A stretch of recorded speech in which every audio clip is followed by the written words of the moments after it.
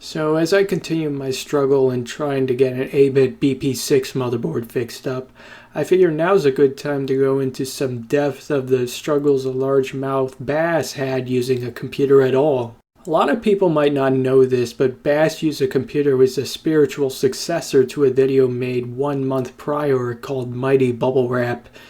It was basically about a shark sarcastically yet frantically popping bubble wrap, making fun of a recently released trailer for Mighty Number 9, which gained notoriety for its cringy 90s style punchlines and make the bad guys cry like an anime fan on prom night. Aside from it being pretty dumb, I took it down some years after its publication because the fast slideshow at the end contained at least one offensive image, or so as I see it.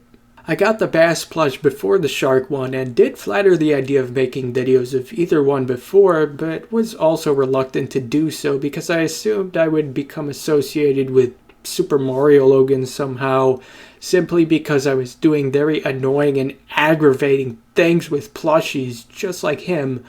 Only difference is that I don't make blatantly racist jokes or anything that mocks disabled people, though I was in a pretty bad mindset when I made this video.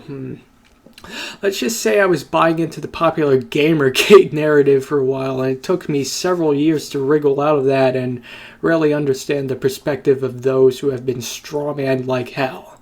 But aside from that, the video was meant to give the largemouth bass as a species a completely new character.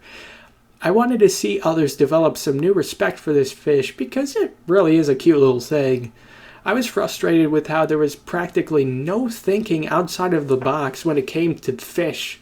It was largely the same old obnoxious, self-centered fishing videos and some cooking here and there, said the guy who enjoys poultry. In any case, it did seem to work, though not quite as I expected. I ended up creating a new category of plush videos myself, as a number of knockoffs have been spawning over the years. It might not seem like it on the surface, but making Bass Use a Computer was a technical nightmare. I had so much trouble figuring out what techniques could work, like how the fish was going to click on objects or type anything.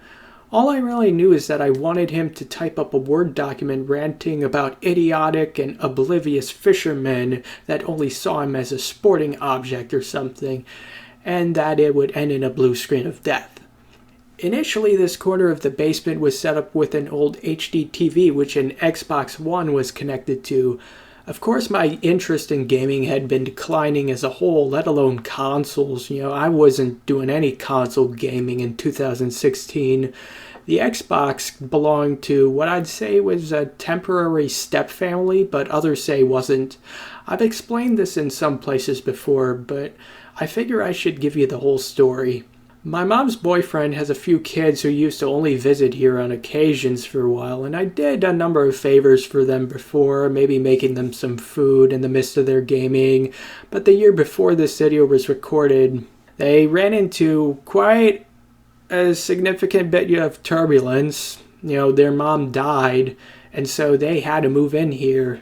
So, kind of just helping them out with some tough times, but it was at this point that everything started to become a clusterfuck. The older boys especially proved to be highly lacking in discipline, always stealing things from each other and never washing their hands, those sorts of things. Their dad drank a lot too. It just seems like the perfect fit for a stereotype of white suburban trash. As well as making it difficult for me to just enjoy my life, them being there really made it difficult for me to make videos. They'd scream a lot on their headsets over trivial video game events, so if I was to record anything, I just had to shut the door and maybe suffocate a bit in the heat generated by the computers I'd have running, or just wait for a good time when everyone was at school. The same applied even before then when my brother moved in for a while. He wasn't anything like those kids, but it was a pain in the ass putting up with his cat. I didn't want that damn thing jumping on my table or licking my face when I was sleeping. Ugh. Anyway, I got my own break when those guys went on vacation for a week. So, with a vague idea in mind, I thrifted a Gateway 2000 P5-133 for just $3 and set it up for my much more polite largemouth bass to help me out with this crazy video. I started with the television for the sake of convenience, not having to move everything around so much. But that didn't work out because it didn't want to display anything at 70 Hz, such as the blue screen of death. I ended up pulling out everything out of the way and set up a table with a manual CRT monitor. But as I did, I found so much filth everywhere. I ended up spending much of a day cleaning up all the trash they left on the floor, under the couch, and elsewhere. Batteries, candy wrappers, other loose plastic, and what have you. It was humiliating because I sure never made that kind of mess. There was a garbage can only a few steps away from where they were at. I suppose we would have never found out until it was too late to yell at them if that TV just so happened to be able to display 70 Hz text output. When it came to recording, nothing seemed to work for a while. In the first attempt, I was doing most of the work myself, as getting the fish to type with his fins is almost certainly going to be a difficult task. This video could have turned out very dull, as there wasn't even any whacking of any input devices initially. What? Was he supposed to just sit there and stuff would happen? Then I tried to get him to hit specific keys with so much of his body. How the mouse would be moved wasn't exactly something I could work out either.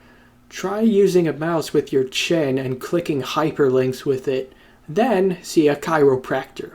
Shortly, it became clear that I couldn't get some large, unposable plush to normally carry out every single computing task when the keyboard and mouse were simply not designed for fish, so exaggeration came into play.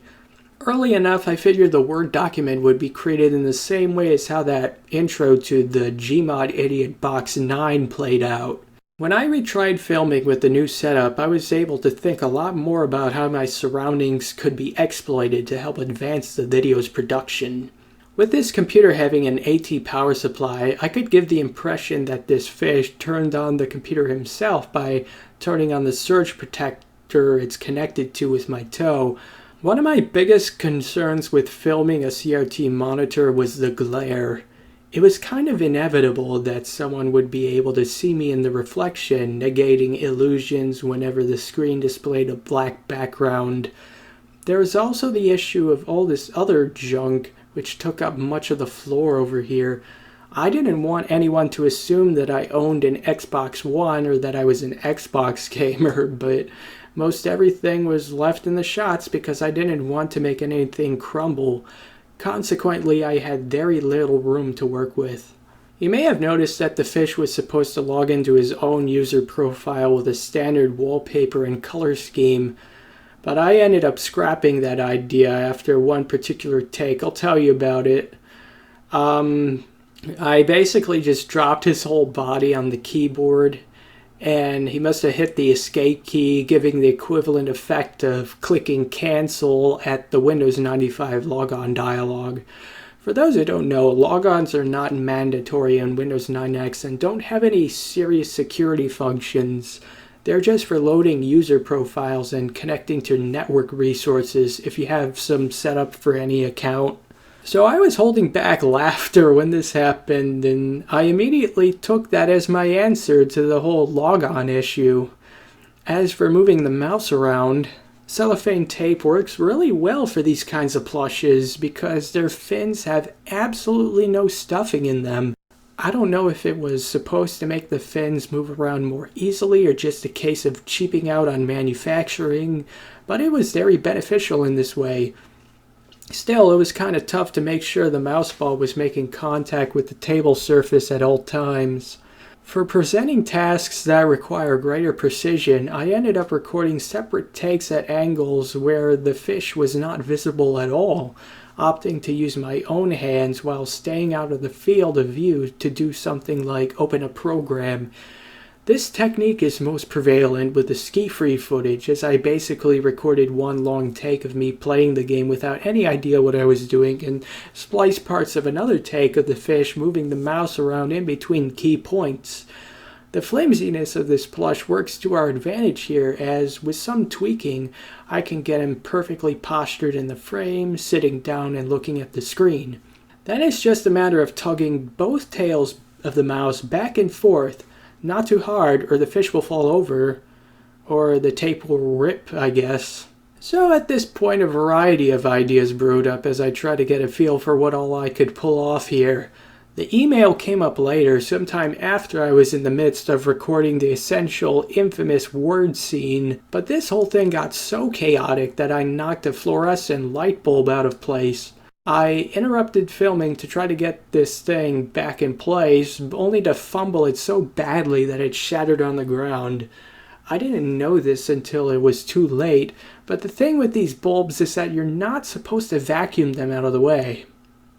I guess you have to immediately contain all the released mercury with something, turn off all ventilation in the house, then carefully sweep up the debris, and maybe throw it away. Don't take my word on it. You should probably just look it up yourself if you're concerned about shattering fluorescent light bulbs. Kudos to all the engineers creating LED shop lights these days, because fluorescent tubes are an abomination. I suppose I must be fully detoxified by now, but we were never taught anything about how to handle situations like this in school. We allow too many cryptic hazards into our lives. Lead cords, pretentious luxury soaps, unsafe electrical outlets. We used to have lead paint too. It's not the future we wanted, but it is the future we have chosen. 6 hours after the incident, I returned to filming, all super tired. That's when I threw in the email scene. The Exchange client in Windows 95 was pretty much never demonstrated in a YouTube video, even though it's actually quite easy to set up and doesn't necessarily require an internet mail account. You can set up a mailbox on a local area network and create accounts that connect to it. No obligations. This scene uses a different technique. As you might guess, it's a shot over the fish's shoulder, but being mindful to hide away the fins, I managed the mouse myself. The logon scene was supposed to have more close-ups of the fish displaying great confusion over the dialogue, but one of the takes was moved over to this scene. After a broken fluorescent lamp. I also ended up re-recording the entire Word document scene, probably because I thought some smug commenter would nitpick the clock jumping backwards too much had I only recorded the missing takes. There were plenty of takes where my hands got caught in the frame, but I worked around that easily by slightly zooming in as I edited the video.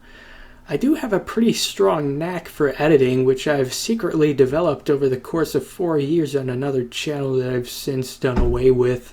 I despise custom thumbnails. They're often abused to contain something that doesn't actually appear in the video, whether it be fancy art, something obnoxiously exaggerated, or misleading. My workaround with them is often to take a snapshot of a frame and the actual video as is, and use that as a hopefully effective thumbnail someone might want to click on. Here, a frame of the fish staring at the blue screen clearly must have hit home. B-sawed funny, fish funny, both integral to the video. Perfect. When I uploaded Bass Use a Computer, it initially didn't take off very much at all until a number of months later when my channel blew up from something else. I had a feeling it had to catch on at some point given the material it had, but ever since it did, people have been begging me to make more. In theory, I could have ran with the fish plush idea to this very day, but that's just not what I want to do. I don't make money off of these videos as I want to have as much creative freedom as possible. Experimenting with different presentation styles has always been my bottom line, and getting others to see old computer hardware in a new light.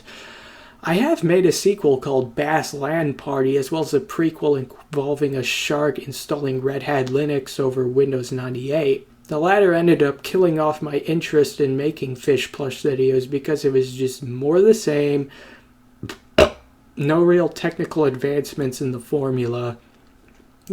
Suggesting Bass use a telephone isn't going to cut it. I'm just glad this was all worth the trouble, given the videos attained 1 million views just now. I don't really pay attention to the comments it gets, but I've been pretty shocked to hear testimonies of people who use my videos to help them get through some tough times, as I've always been under the impression that my videos didn't really mean anything and I was just that one annoying fuckwit which always got in the way of anyone's pleasure of viewing real retro tech YouTubers who are totally 100% sane and articulate. I'm considering commentating the Bass LAN party as well, as that has a ton of unused materials as it went through an even worse production hell. But in the meantime, stay on the lookout for the 3rd episode of Big Eye, a series of 4 videos demonstrating Quake on 30 different computers.